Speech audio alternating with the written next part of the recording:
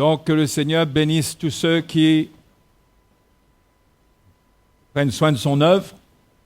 Hein? Qu'il vous bénisse, qu'il vous fasse du bien.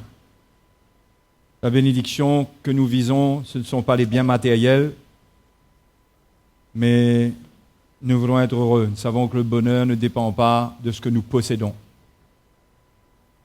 mais notre vie dépend de ce qui nous possède. Si l'amour de l'argent nous possède, nous allons, c'est pas un démon, mais c'est pas loin d'être. C'est pas loin d'être. Notre bonheur, c'est quand la paix du Seigneur possède notre cœur, nous avons le salut, nous avons une vision saine des choses, et nous savons faire confiance au Seigneur pour notre vie, parce que nous sommes des pèlerins. Nous sommes en pèlerinage sur la terre.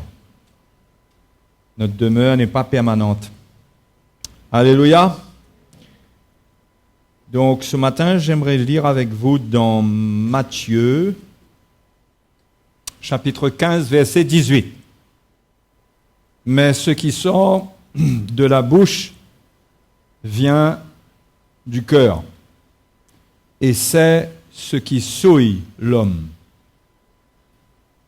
Car c'est du cœur que viennent, numéro 1, les mauvaises pensées, les meurtres, les adultères, les débauches, les vols, les faux témoignages, les calomnies. Voilà les choses qui souillent l'homme.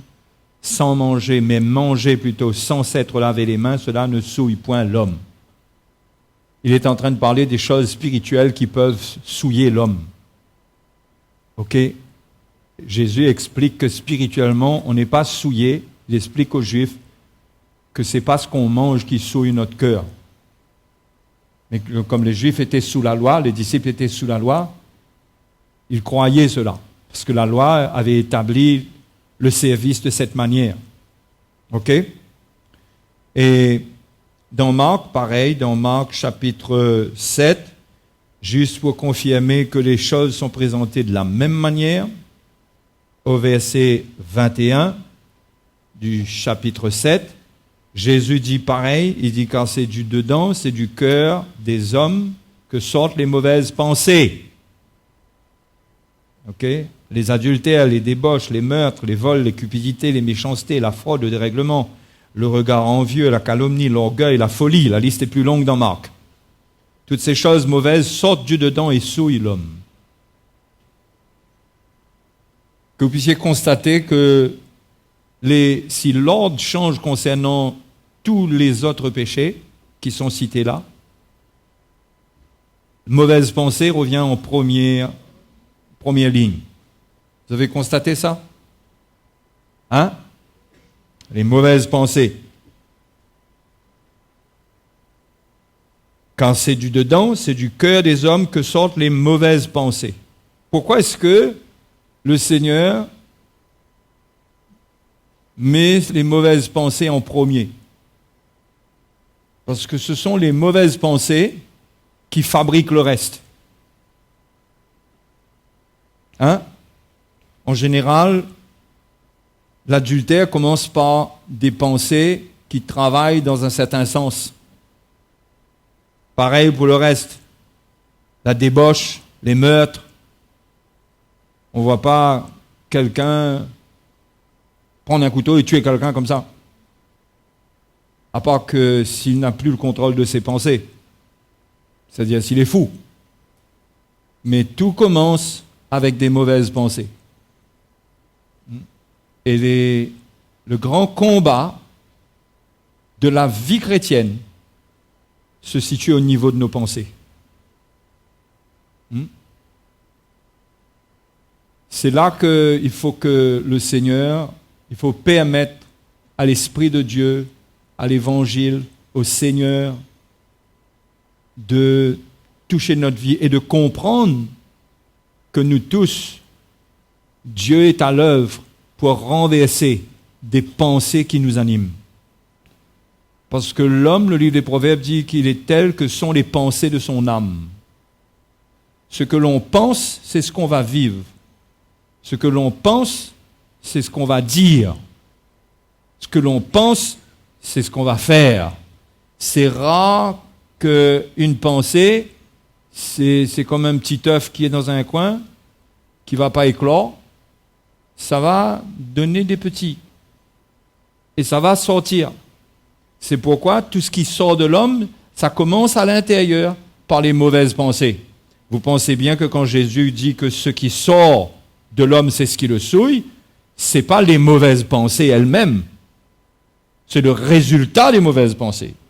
Parce que les mauvaises pensées ne sortent pas de l'homme. Les mauvaises pensées font un travail.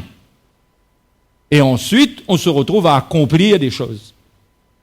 Donc c'est un point qu'il est important de comprendre. Que Dieu, que Jésus, son ministère au milieu de nous, c'est de nous délivrer dans le domaine de la pensée. C'est pourquoi l'Évangile doit souffler comme un puissant cyclone dans nos pensées. Ça doit tout nettoyer.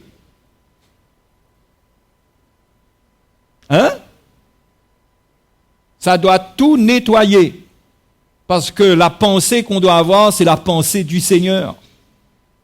Et quand un chrétien protège sa manière de penser, il ne réalise pas qu'il bloque l'œuvre de Dieu dans sa vie. Donc le cœur de l'homme, au fond de nous, c'est dans le domaine du cœur, dans le domaine de la pensée, que quelque chose doit se passer. Si on va dans Romains chapitre 12,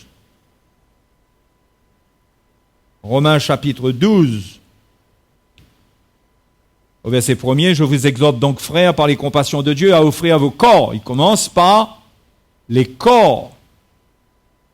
À offrir vos corps comme un sacrifice vivant, saint, agréable à Dieu, ce qui sera de votre part un culte raisonnable.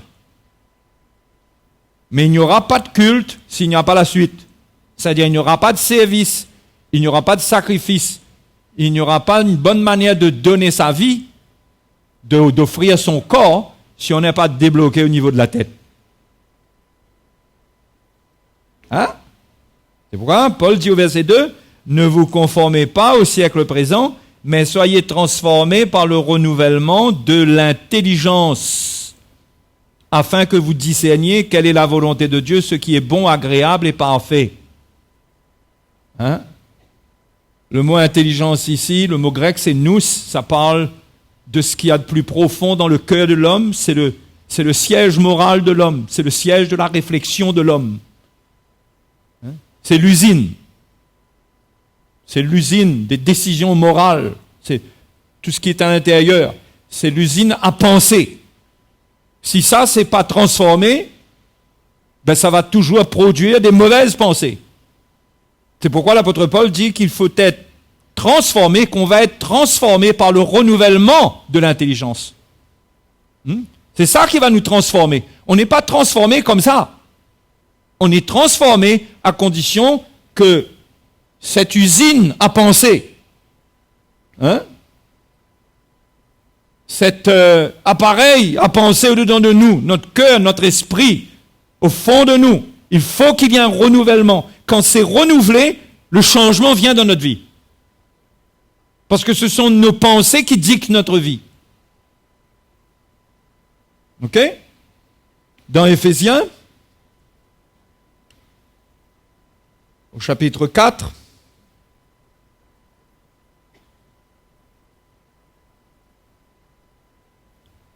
au verset 17, voici donc ce que je dis et ce que je déclare dans le Seigneur, vous ne devez plus marcher comme les païens, qui marchent selon la vanité de leur pensée. C'est le même mot que intelligence qu'on a vu tout à l'heure. Nous, c'est le même mot. C'est pas traduit, Louis II n'a pas traduit pareil, mais c'est le même mot. Là-bas, c'était intelligence, ici, c'est pensée. Il dit, mais autrefois, on marchait selon la vanité de nos pensées.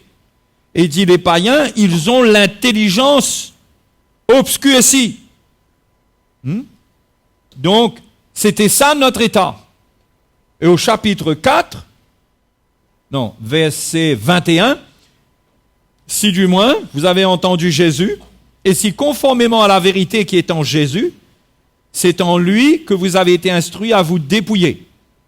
Donc, qu'est-ce qui vient changer notre manière de penser? C'est la vérité. Donc, il faut être d'accord avec la vérité. Un chrétien doit avoir une disposition pour la vérité. Si déjà, il n'a pas d'assurance concernant la vérité, il va recevoir quoi? Il faut qu'il sache, il faut que vous sachiez si l'évangile que vous entendez, c'est la vérité ou c'est pas la vérité. Si c'est la vérité, il faut ouvrir votre cœur parce que ça va renouveler votre cœur, ça va renouveler votre intelligence pour vous donner une autre manière de penser, celle du Seigneur. Il faut un renouvellement. C'est la vérité qui amène ça. La vérité qui est en Jésus, c'est en lui que vous avez été instruits à vous dépouiller par rapport à votre vie passée. Si on veut finir avec notre style de vie du passé, il faut ça. Il faut cette vérité pour nous instruire à nous dépouiller. Nous dépouiller du vieil homme qui se corrompt par les convoitises trompeuses, à être renouvelé dans l'esprit de votre intelligence. Nous. Pareil, c'est là qu'il faut être renouvelé. 2 fois, l'apôtre Paul dit dans Romains et dans Éphésiens ici, qu'il faut un renouvellement. Vous savez c'est quoi un renouvellement? On met des choses nouvelles, on remplace ce qui est ancien par des choses nouvelles. On avait une manière de penser, maintenant on acquiert une nouvelle manière de penser. Celui qui est né de nouveau, celui qui est converti, naturellement il fait ça. Il peut y avoir des combats, mais il désire ça. Il veut ça, il s'ouvre à ça. Hein?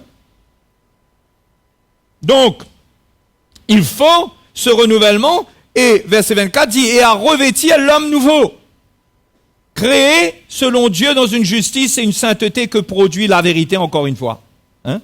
Donc, si on veut être renouvelé, si on veut l'homme nouveau a une manière de penser qui est de penser comme Christ. Nous sommes appelés à revêtir l'homme nouveau. La première chose qui se passe avec l'homme nouveau, c'est-à-dire la créature nouvelle qui est en nous, parce que nous sommes nés de nouveau, c'est qu'elle a une nouvelle manière de penser.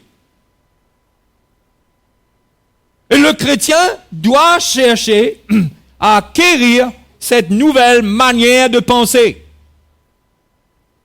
Hein?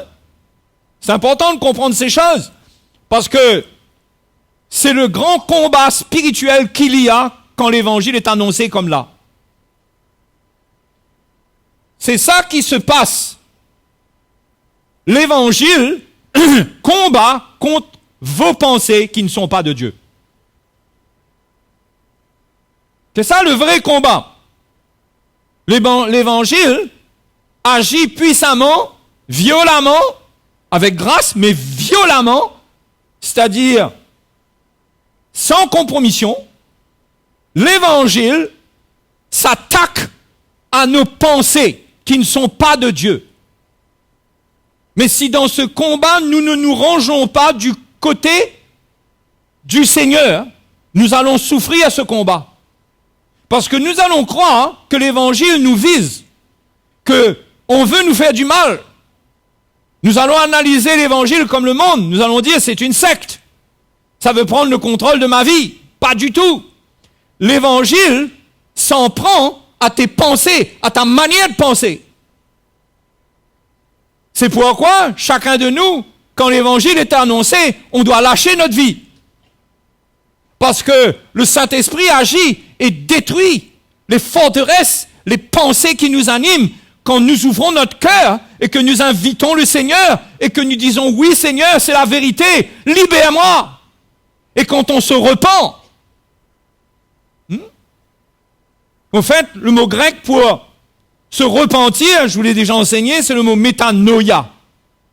Noia, c'est la même famille que nous, noia. Ça parle de la pensée. Métanoïa. C'est ça le mot pour repentance. Méta, ça veut dire après. La pensée qui vient après. Aujourd'hui, on renonce à notre vieille manière de penser, mais après, qu'est-ce qui se passe? Se repentir, c'est saisir la nouvelle pensée. La pensée qui vient après, c'est la pensée du Seigneur. Et ça, c'est la vraie repentance. Celui qui se repent, il est d'accord pour être instruit du Seigneur, pour apprendre du Seigneur. Son renoncement à lui-même, ça passe par quoi? Il renonce à sa manière de penser. Pas à sa liberté de penser, à sa manière de penser. On a la liberté de penser.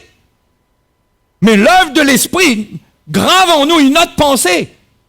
Enlève de nous les mauvaises pensées. Et ça participe à l'œuvre de sanctification. Parce qu'après, il y a beaucoup de conflits qui arrêtent en nous. L'adultère tombe en morceaux. Le vol, la débauche. Les mauvaises pensées dont il s'agit ici, là, que je vous ai lu tout à l'heure, c'est pas les pensées impures, ça. Hein? Le mot grec, c'est dialogismos. Ça vous rappelle quelque chose, dialogismos? Dialogue. Dialogismos, ça a donné le mot français dialogue. Les mauvaises pensées, c'est les dialogismos. C'est des pensées, mais c'est des dialogues. Ça veut dire quoi? C'est des pensées qui sont en nous, on dialogue avec nous-mêmes. On a des dialogismos. On a des causeries avec nous-mêmes. Et quand vous n'êtes pas d'accord, vous allez voir que le dialogismos se met en route. Pourquoi il dit ça? Pourquoi? Comment? Oui, mais... Ouais, mais... Et là, on est là. Mais le dialogismos est en route. Hein? Ça boue, comme un thermos. Enfin, un thermos. Ça boue. Ça chauffe dedans. Hein? Là, pourquoi... Mes frères, mes sœurs, le ministère de l'Évangile, c'est détruire ça. Et la conversion, c'est renoncer à ça. C'est renoncer à ces causements qu'on a avec soi-même. Ces dialogues qu'on se permet d'avoir, pensant que c'est le secret de notre cœur, personne ne connaît. Mais Dieu sait. Dieu sait. Et ça nous fait du tort. Ça nous fait du tort, parce que c'est ça qui engendre des problèmes. C'est ça qui fait que les chrétiens causent entre eux sur des choses dont il ne faut pas causer. Ça commence par des dialogismos. Des mauvaises pensées. Et comment l'Évangile doit venir toucher notre cœur et détruire nos dialogismos, créer en nous un autre état de cœur où on arrête de raisonner avec les choses de Dieu. On arrête de raisonner, on apprend à renoncer à soi-même, on est là pour être instruit, on est là pour être renouvelé dans l'esprit de notre intelligence, on accueille la pensée du Seigneur, on se dit mais c'est nul ma manière de penser, et en plus ça ne nous garde même pas en paix, ça nous empêche de dormir. Le dialogismos, il n'y a rien qui fait vendre des somnifères que ça. Ouais, on ne dort pas avec ça, on est tourmenté avec ça. On se condamne avec ça. On dit ce qu'il ne faut pas dire. Après, avec notre orgueil, on n'arrive pas à rattraper ce qu'on a dit. On a du mal à réparer. Après, on se condamne. Voyez? On s'enferme. On n'est pas bien. Les dialogismos, c'est ce qui crée des disputes. On tient 2 minutes avec notre dialogismos. S'il y a un petit conflit dans la maison ou autre, on tient 2 minutes. Mais ça boue dedans, et là on cause, il y a le pour, le contre, il y a plus de contre que de pour, des pour nous, des contre l'autre, et ça cause dedans, ça boue dedans. Et on finit par faire ou par dire ce qu'il ne faut pas. Parce que notre cœur n'est pas traité. Mais là, non, je m'adresse à vous comme étant des gens qui connaissent le Seigneur, qui sont convertis. Parce que si vous ne connaissez pas Jésus, vous n'êtes pas né de nouveau, vous êtes esclaves du dialogismos, vous ne pouvez pas vous débarrasser de ça. Mais le chrétien peut, lui. Il faut qu'il soit d'accord.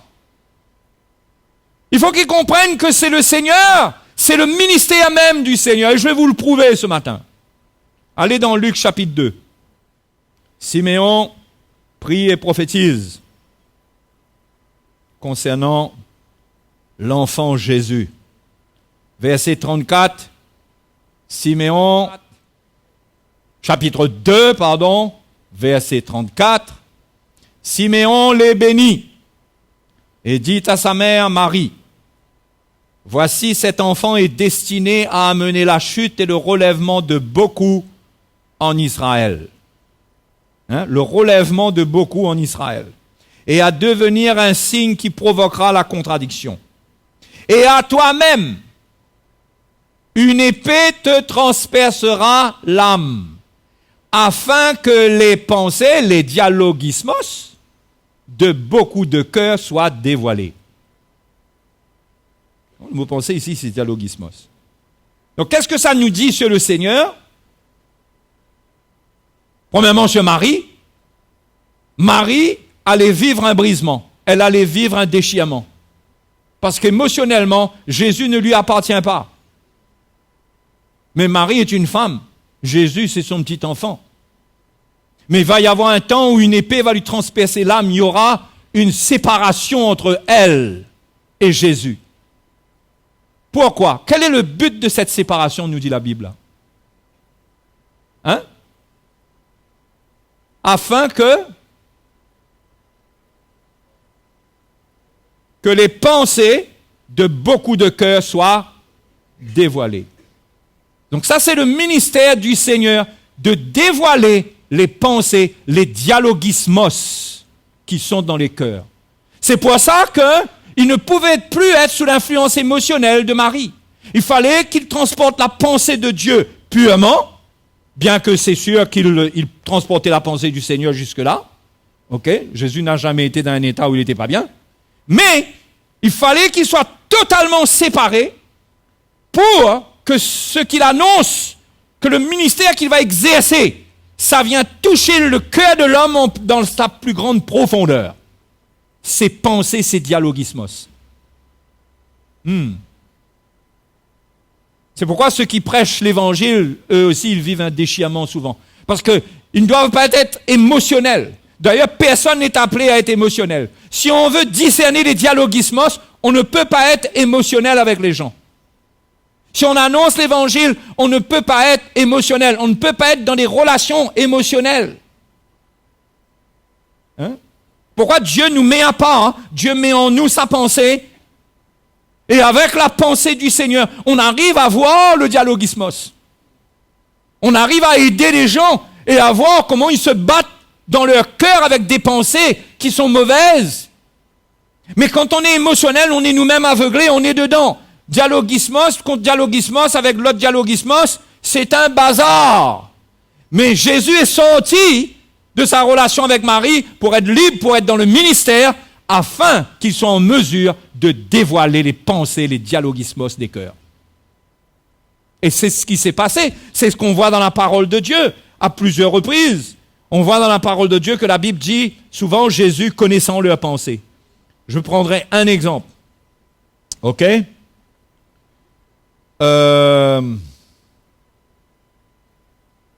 Dans Luc, chapitre 9, une pensée assez typique. Et vous allez voir la puissance de la chose. Luc, chapitre 9,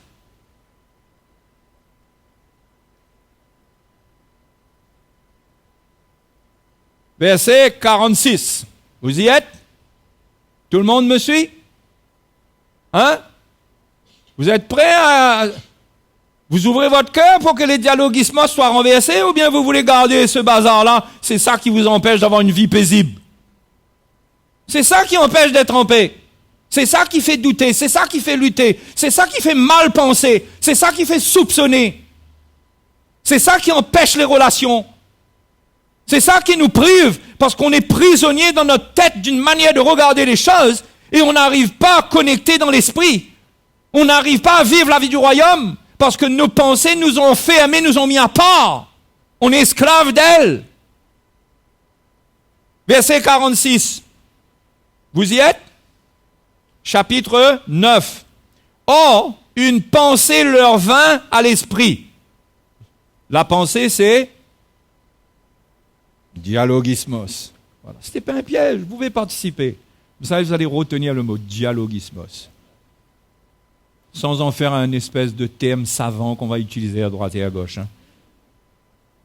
Alors, une pensée leur vint à l'esprit. Savoir lequel d'entre eux était le plus grand. Ça, c'est un dialogismos.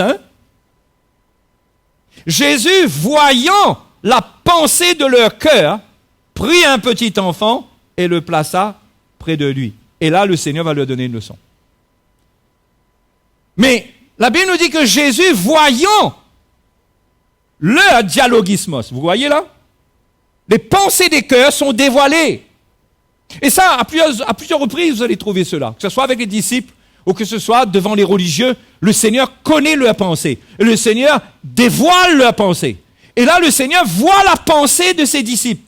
Ils sont 12 bonhommes assis, ils ne parlent pas, le Seigneur connaît leur dialogismos. Parce qu'ils sont tous en train de se demander, mais qui va être plus grand parmi nous là?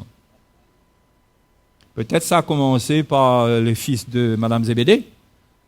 Il y avait déjà eu des conversations dans le foyer pour savoir qui s'assoirait à la droite et qui serait à droite, qui serait à gauche. Il n'y avait même pas la possibilité que ce soit quelqu'un d'autre qui soit d'un côté ou de l'autre. Hein. C'était les deux là, un à droite, l'autre à gauche. Alors peut-être qu'il y a eu des conversations, mais sans conversation, regardez le dialogismos qui est là, et Jésus voit leur pensée, il voit comment ils sont en train de penser. Ils n'ouvrent pas leur bouche là. Le Seigneur leur donne un enseignement à partir de leur pensée. Pas à partir de ce qu'ils disent. Ça, c'est le ministère du Seigneur. Le ministère du Saint-Esprit aujourd'hui dans l'Église, c'est que même si vous n'ouvrez pas votre bouche pour dire ce qu'il y a dans votre pensée, Dieu connaît votre dialogismos et Dieu dévoile cela. Parce que c'est le ministère du Seigneur. Et au fait, si Jésus est vivant dans une église, c'est ça qui doit se passer. Parce que c'est son ministère. Parce que dès le départ, il a été mis à part par rapport à Marie. Et sur la croix, il a été séparé totalement de la chair. Il est mort, il a mis à mort la chair. Aujourd'hui, il transporte ça, ce ministère où il regarde. Il vient nous délivrer maintenant les chrétiens dans notre pensée. Parce que nos péchés sont pardonnés. Mais comment allons-nous vivre dans la liberté? Comment allons-nous être bien? C'est là-dedans le problème, les frères et les sœurs. Le dialogismos. Hein? Une plaie dans l'homme, dans le chrétien. Et quand on est comme ça, on finit notre vie à parler tout seul. Ah oui, parce que après quand ça bout trop, si on n'a pas personne à qui parler, on parle tout seul. On est en dialogue avec nous-mêmes. C'est pourquoi vous trouvez des gens, parfois vous croisez quelqu'un sur la rue, ils sont en train de parler tout seul. Parle avec personne.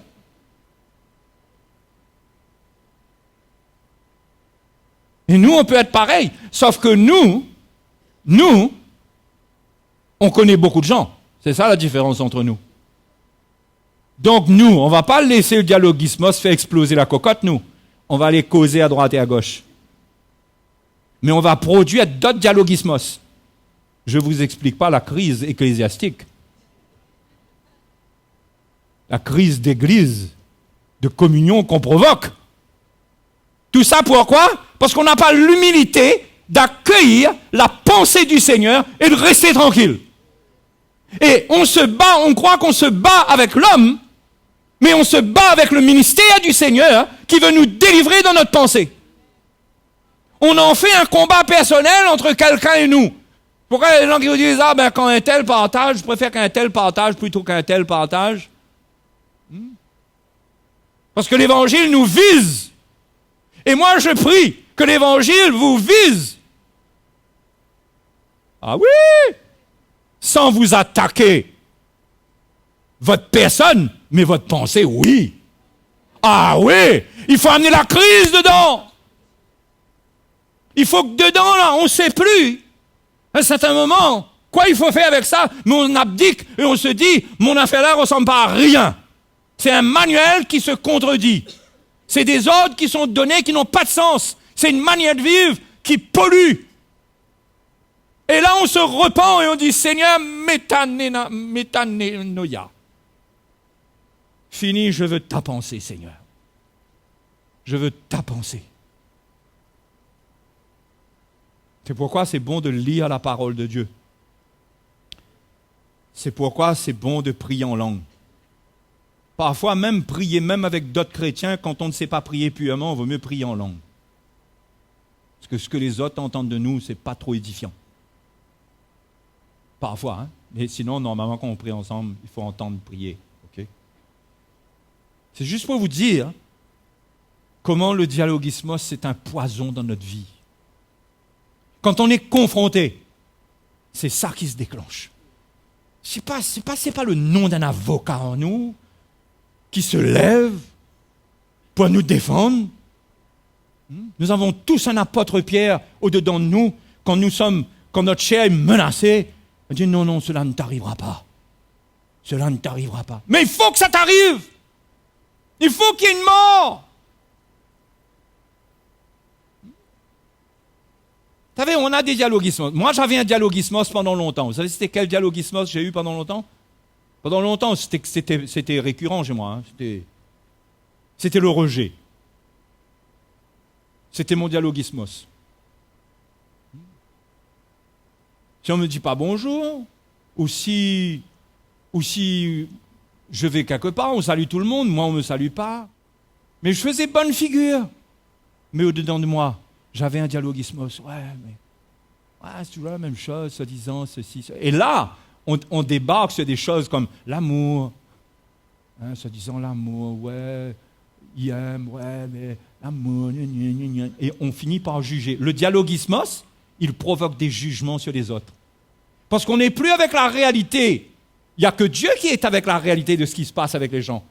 Mais notre dialogismos nous rend orgueilleux, il nous fait croire que nous avons compris, nous, qu'est-ce qui se passe là. Et on a besoin d'une vraie délivrance, les frères et sœurs. Une vraie délivrance. Il faut s'humilier, crier au Seigneur pour guérir, pour être libéré, pour être renouvelé dans l'esprit de notre intelligence, pour que notre cœur arrête de produire ces choses-là et produise de bonnes choses. Comme Paul dit dans Philippiens, il dit que tout ce qui est pur, tout ce qui est aimable, tout ce qui est digne de louange, tout ce qui mérite l'approbation, soit l'objet de vos pensées. C'est ça. Mais ça, on n'invente pas ça. Il faut qu'on commence à réaliser que mon stock là, mon stock de boissons gâtées là, il faut jeter ça. Il faut un renouvellement. Il faut quelque chose de frais du Seigneur. Il faut mettre en bouteille, dans les bouteilles des pensées là, il faut mettre des boissons fraîches. Qu'on arrive à partager avec l'autre.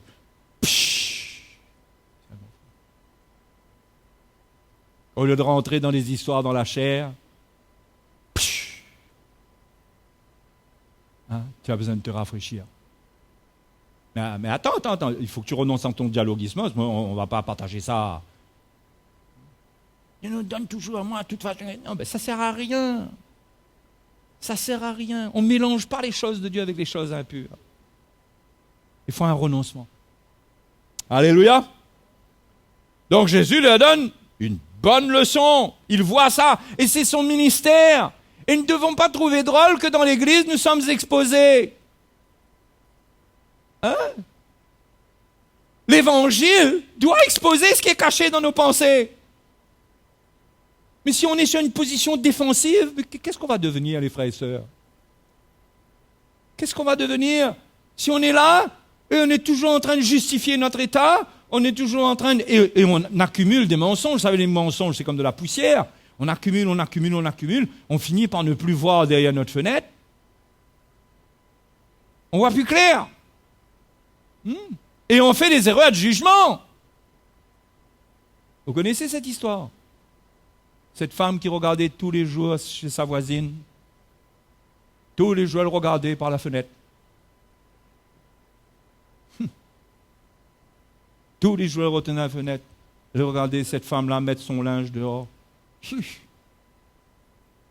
Et un jour, elle regarde. Elle dit enfin, les vêtements de cette femme-là, pour une fois, elle a lavé ça bien propre, parce que c'est blanc. Et son mari lui dit, c'est pas les vêtements, c'est la vitre qui a été lavée. C'est la vitre qui a été lavée, ma chérie. Je viens de laver la vitre. Mais tout ce temps-là, elle a cru que c'était le linge de sa voisine qui était sale. Mais c'est pareil, quand on regarde au travers de notre cœur, quand c'est pas pur, quand c'est pas propre, propre quand on regarde au travers de nos pensées qui sont impures, où on juge.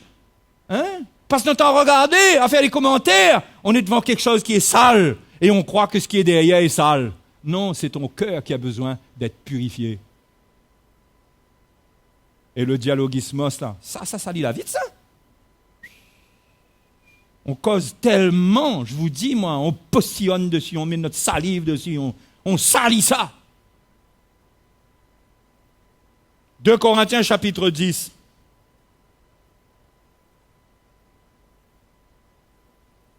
C'est pourquoi ceux qui aiment l'évangile, les frères et sœurs, ceux qui aiment l'évangile ne peuvent pas aimer l'évangile émotionnellement. Ils n'aiment pas l'évangile parce qu'ils ont une affection émotionnelle pour quelqu'un. S'ils aiment un évangile qui touche leur vie, c'est parce qu'ils aiment le Seigneur et ils comprennent l'œuvre du Seigneur. Parce que si c'est pas ça, ils n'aiment pas celui qui prêche. Ah, ben je vous dis, moi, vous pouvez pas aimer quelqu'un qui vous agresse tous les dimanches.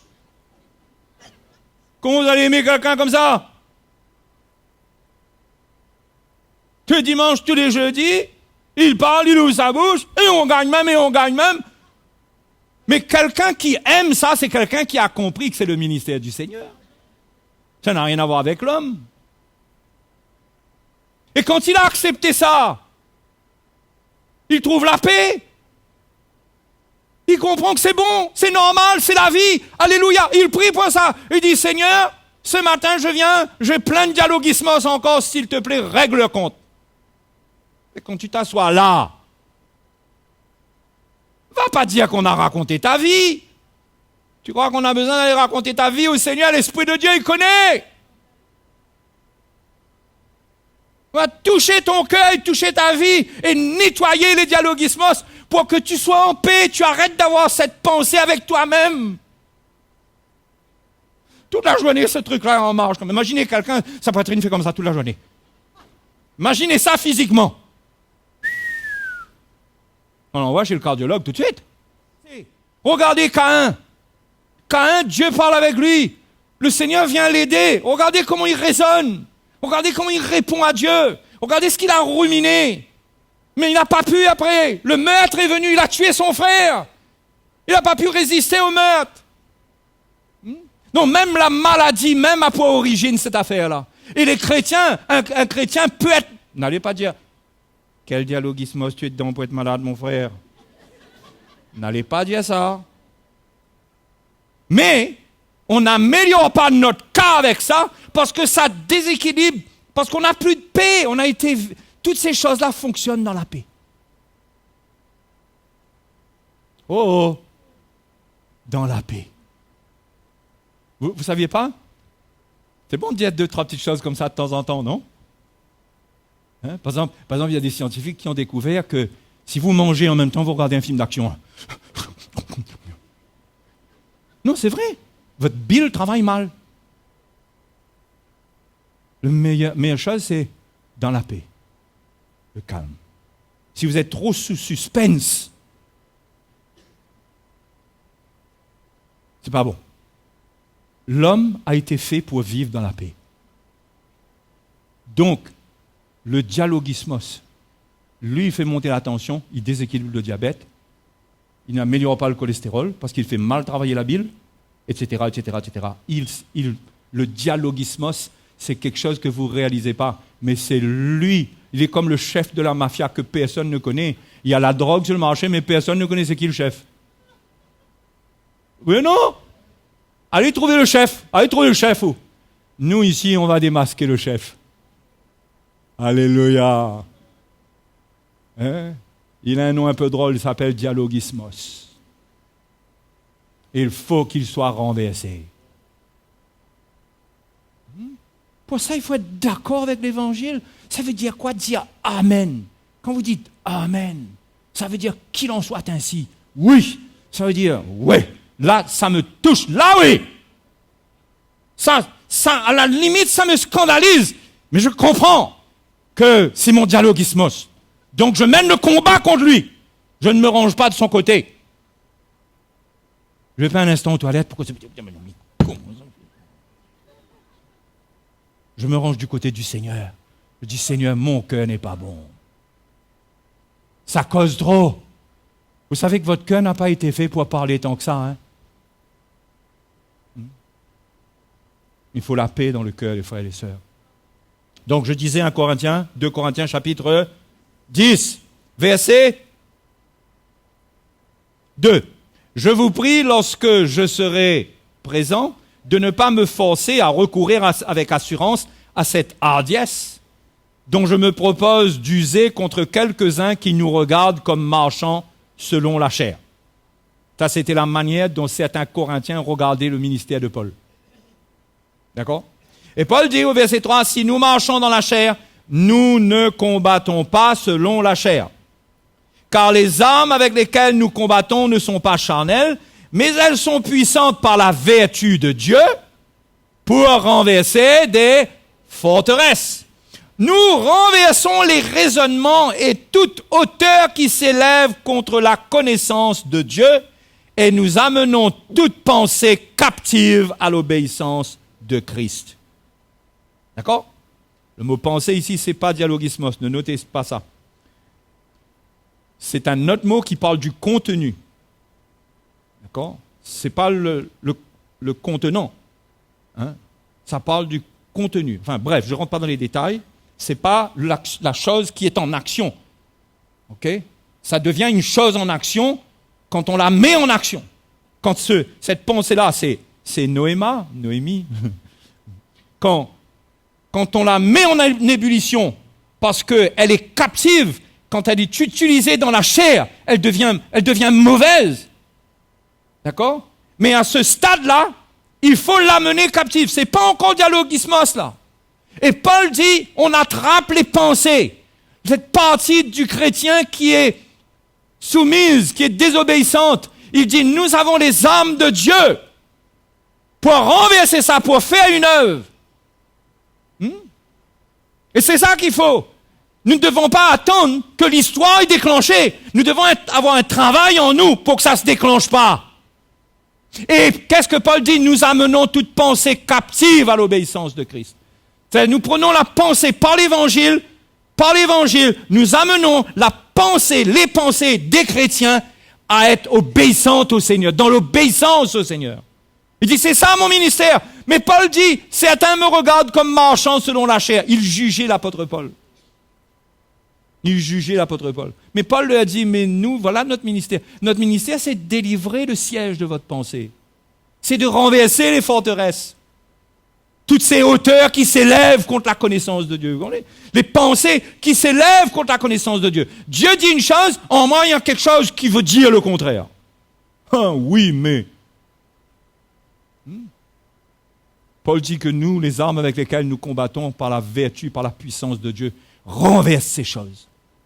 Il faut comprendre ça, les frères et les sœurs. Il faut comprendre ce qui a besoin de se passer en nous. Hein? Et si on accepte, on va trouver la paix. On va être bien. Beaucoup de notre manque de paix provient de ça. Provient de cette affaire-là. Alors, si en plus vous êtes quelqu'un d'un peu susceptible, ça se déclenche vite. Hein. L'usine se met en route tout de suite. À 10 bouteilles à servir tout de suite. Là. Si vous êtes un peu quelqu'un sensible, là, ça monte vite, là, le sang est près de la peau.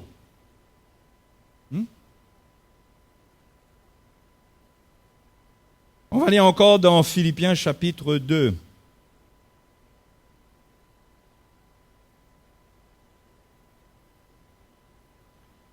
Philippiens chapitre 2. Ça va tout le monde? Verset 12. Ainsi, mes bien-aimés, comme vous avez toujours obéi,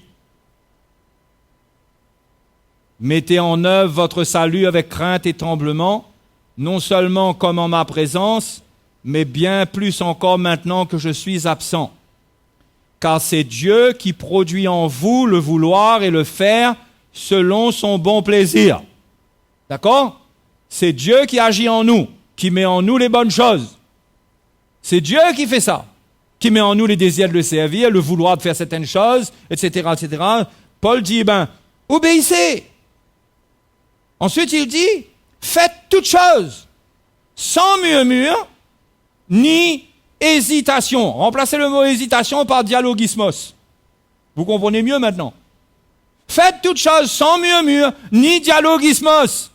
L'hésitation, c'est quoi? C'est le dialogismos, c'est cette pensée qui se déclenche quand Dieu nous parle, quand Dieu nous montre des choses à faire, on a des dialogismos. Alors là, ça rentre dans tous les domaines. Hein. Ça serait bien que tu fasses quelque chose. Ça serait bien que tu joignes telle équipe, peut-être. Ça serait bien que cette semaine, tu ailles faire l'évangélisation. Faites toutes choses sans murmure ni dialogismos. Combien de dialogismos se déclenchent là? Mais vous savez, je ne suis pas en train de parler d'un truc qui nous rend esclaves là.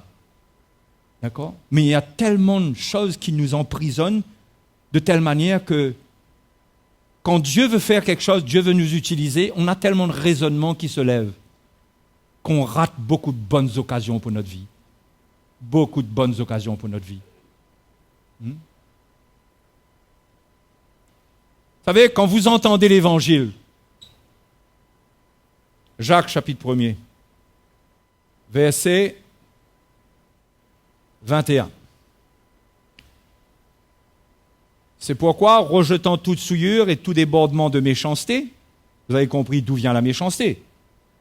Dans Marc chapitre 7, on a dit que les méchancetés viennent où?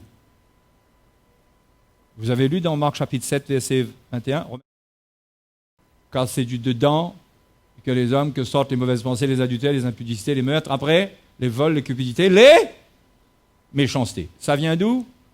Du cœur. Qu'est-ce qui produit ça? C'est qui l'agent qui produit ça? Le dialogismos. On devient méchant. Hein? Donc Pierre dit ici, rejetant toute souillure et tout débordement de méchanceté, ça veut dire qu'il faut traiter le dialogismos pour ne pas devenir méchant. Recevez avec douceur la parole qui a été plantée en vous et qui peut sauver vos âmes. Recevez comment? Avec douceur. Ça veut dire quoi ça? Sans dialogismos? Reçois avec douceur. Si on te pique, ne te bats pas, tu vas casser la seringue dans ton muscle. Si on te pique, reste en paix. Respire. C'est rien, c'est une piqûre. Mais souvent, on voit la piqûre, on commence à crier, à trembler, à débattre, il faut nous piquer. Et il faut nous piquer. Alors là, les dégâts que ça fait, c'est supposé faire un petit trou, tout petit trou. On se retrouve avec une seringue cassée dans le bras. Non, mais, bon. Vous comprenez l'exemple que je vous donne? Reçois avec douceur, mon frère.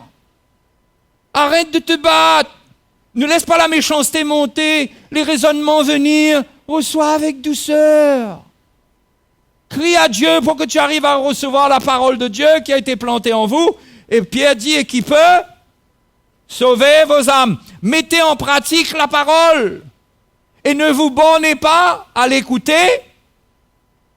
Après, en vous trompant vous-même par de faux raisonnements. Ça même ça. Par de faux raisonnements. Ne vous bornez pas à l'écouter. Si seulement c'était se borner à écouter. Ben, ce ne serait pas si grave. Mais il dit, ne vous bornez pas à l'écouter en vous trompant vous-même par de faux raisonnements. C'est ça le problème. Ce sont les faux raisonnements qui se lèvent en nous, les dialogismos qui se lèvent. On n'arrive pas à recevoir avec douceur la parole pour qu'elle fasse son œuvre en nous, pour qu'elle nous vaccine.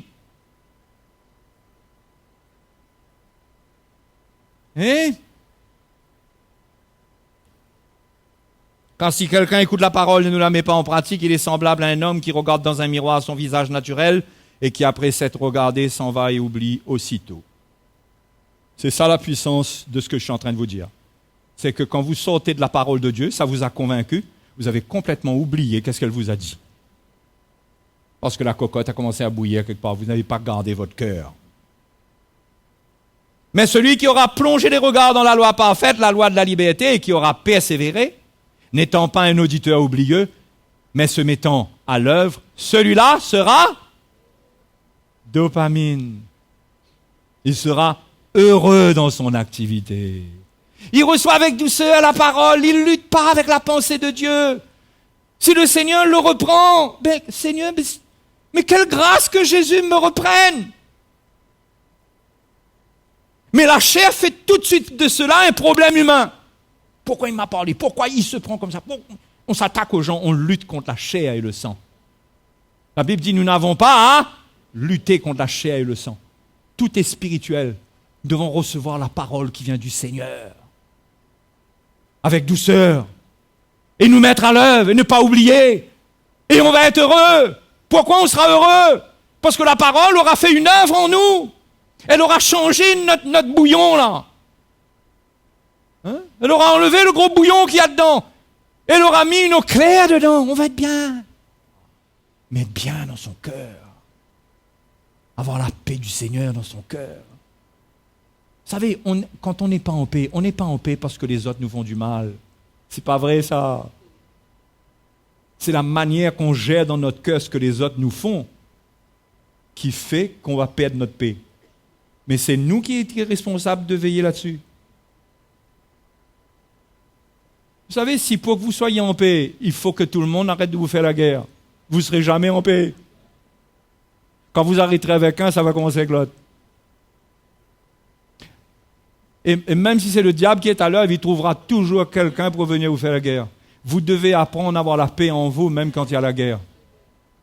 Et tout ça dépend de quoi? La manière que vous sirotez l'histoire. La manière que vous ruminez. Ce qui arrive. Est-ce que vous luttez contre la chair ou le sang? Ou bien vous prenez votre croix? Comprenez, prendre la croix? Vous dites, Jésus, lui, qu'est-ce qu'il a fait avec ça, lui? Il a pardonné. Seigneur, donne-moi ta force, que je pardonne, que je surmonte ça. Et la Bible dit, et la paix de Dieu qui surpasse toute intelligence garde mon cœur. Je deviens bien. Quand on n'est pas bien, il faut arrêter de dire qu'on n'est pas bien parce que les autres ne sont pas bien. C'est un mensonge. Et là, quand on a dit ça, on croit que le Seigneur s'est mis debout pour nous applaudir. Enfin, quelqu'un qui a compris quelque chose. Quelqu'un qui est séduit. Quelqu'un qui croit ça. Il est séduit. Il n'y a pas de solution pour lui. Je vais vous dire, moi, c'est quelque chose qui est impossible à Dieu. De faire que tout le monde soit bien pour que vous soyez bien. Ça, c'est quelque chose qui est impossible à Dieu. Inscrivez-le dans la liste numéro 2 des choses qui sont impossibles à Dieu. Numéro 1, il est impossible que Dieu mente. Numéro 2, faire en sorte que le monde autour de vous soit parfait. Parfait d'après quoi? Parfait d'après vous. Mais ce monde-là sera hyper imparfait, parce que s'il devient comme vous le souhaitez, il va devenir intraitable, incurable. On n'aura jamais un monde. Vous voulez un mari ou une femme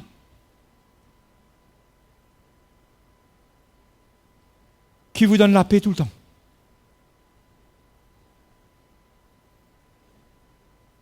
Il faut que dans sa manière de parler, dans ce qu'elle dit, dans ses remarques, dans sa manière de faire, chérie, hein, la paix. Allons garder la paix. Première chose concernant la paix, mais garde ton cœur, toi. Je ne suis pas en train d'encourager les femmes ou les maris à rester agressifs, voilà, hein, parce que la Bible dit qu'il ne faut pas provoquer les autres. D'accord? C'est écrit ça dans Galates, de ne pas provoquer. Mais notre paix ne peut pas dépendre des autres. Notre paix dépend de nous. Mais si on laisse le dialogismos s'installer, on n'aura pas de paix. On va tout perdre, on va devenir méchant, on va devenir adultère, on va entrer dans la fraude, tout ce qui est écrit là. Il y en a un dedans dans la liste qui est pour nous là. Mais souvent le premier truc qui se manifeste, c'est la méchanceté. Vous avez manqué, vous savez, en tant que chrétien, vous avez déjà ressenti que vous pouvez être méchant, vous?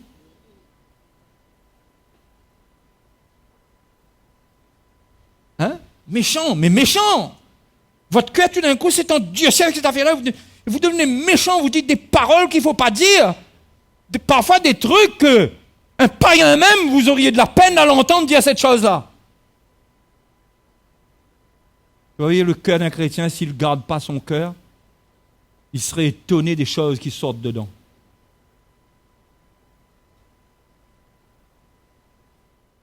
Ce matin, on fait un petit scanner là pour détecter le dialogismos.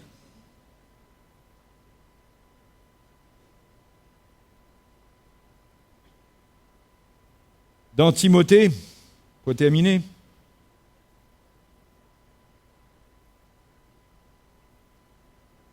chapitre 2, verset 8, Paul dit qu'il faut prier pour tous les hommes, pour les rois.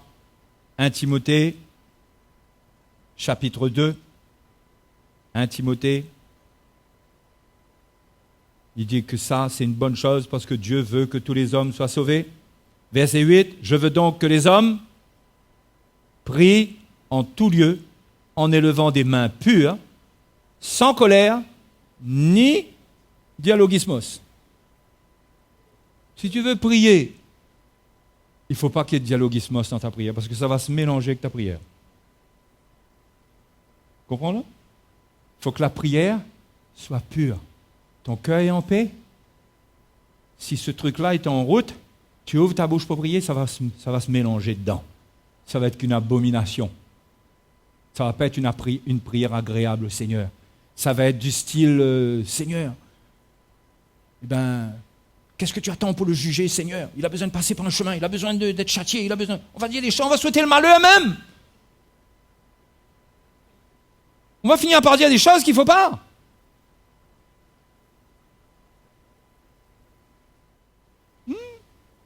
Mon frère, enlève cette affaire-là de toi. Tire ce truc-là. Vomis cette histoire-là pour prier puément et voir qu'il y a des âmes qui sont là, qui ont besoin d'être sauvées. Et tu ne sais pas, toi, qu'est-ce qui va se passer. Mais tiens la colère et le dialogismos. Tiens ça. Et prie, parce que Dieu peut faire de grandes choses. Vous voyez combien de dialogismos il y en a, même là, par rapport à ce que je dis là. Allez, reconnaissez. Vous voyez combien de raisonnements se lèvent là? Vous voyez comment la pensée de Dieu, elle est simple. Mais nous luttons contre elle. Nous ne l'acceptons pas avec douceur, simplement. Et c'est vrai, Seigneur. C'est vrai. C'est vrai.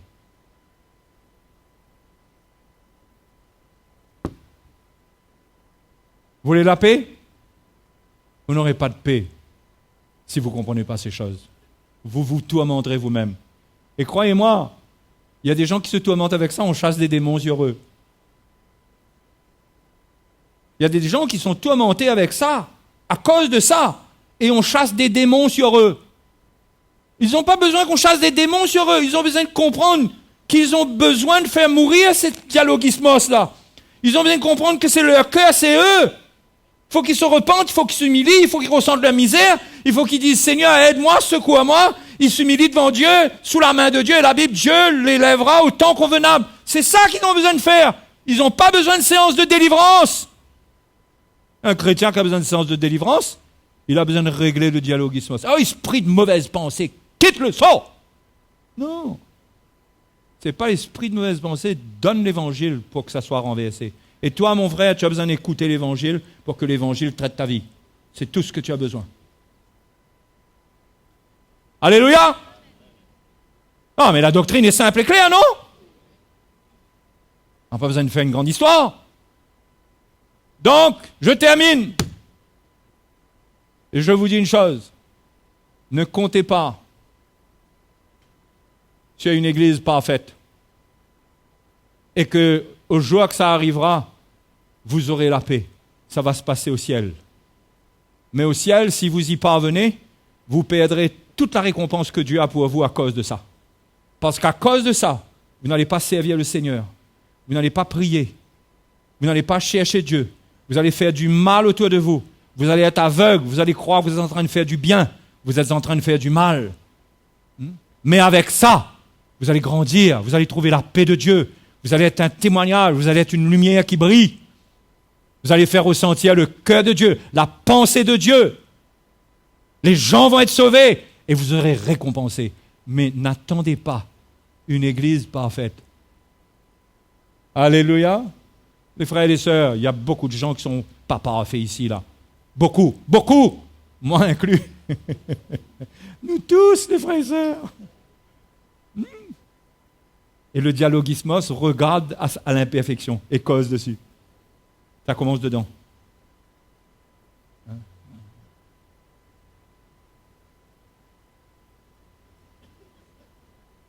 Vous savez qu'il y a des gens qui provoquent les autres comme ça. Il y a des gens qui s'arrêtent sur la route et qui donnent des coups de poing. Hein? Pourquoi on regarde moi comme ça ou là? Non.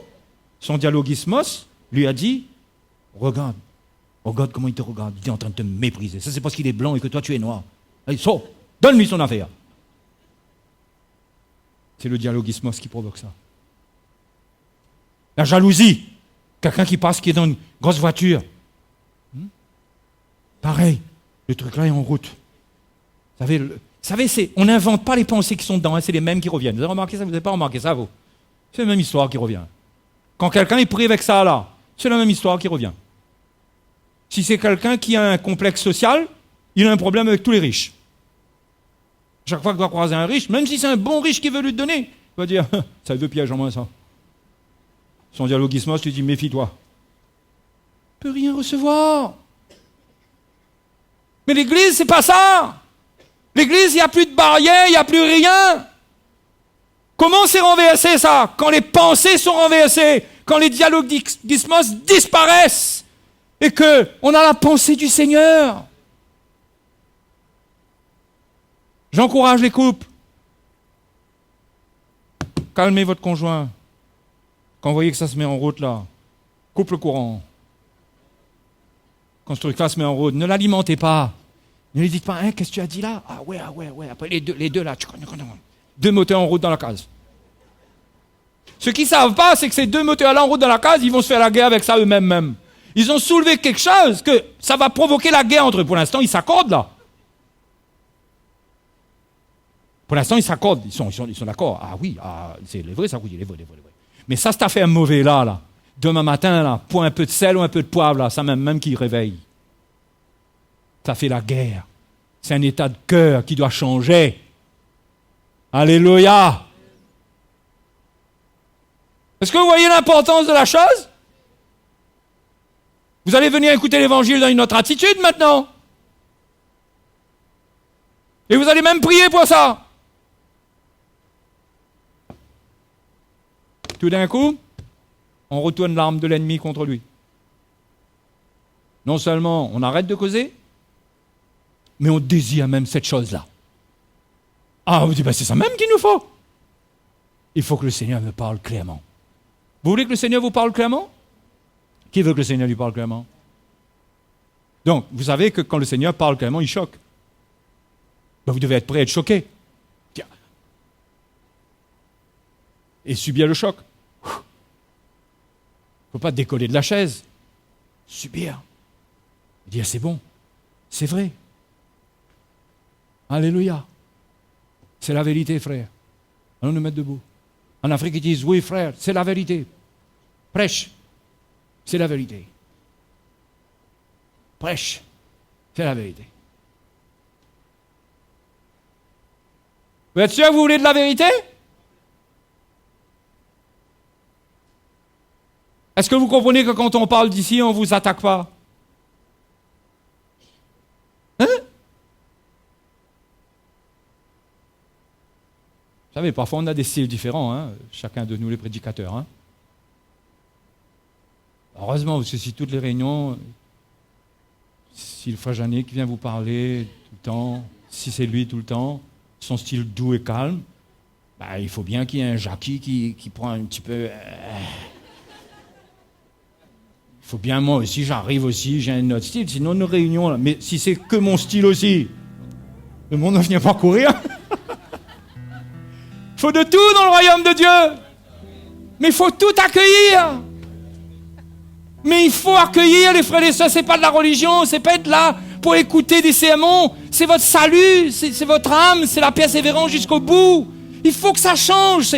C'est la délivrance, c'est la transformation de mon foyer, c'est mon avenir, c'est mes enfants. Cette affaire-là empoisonne ma vie.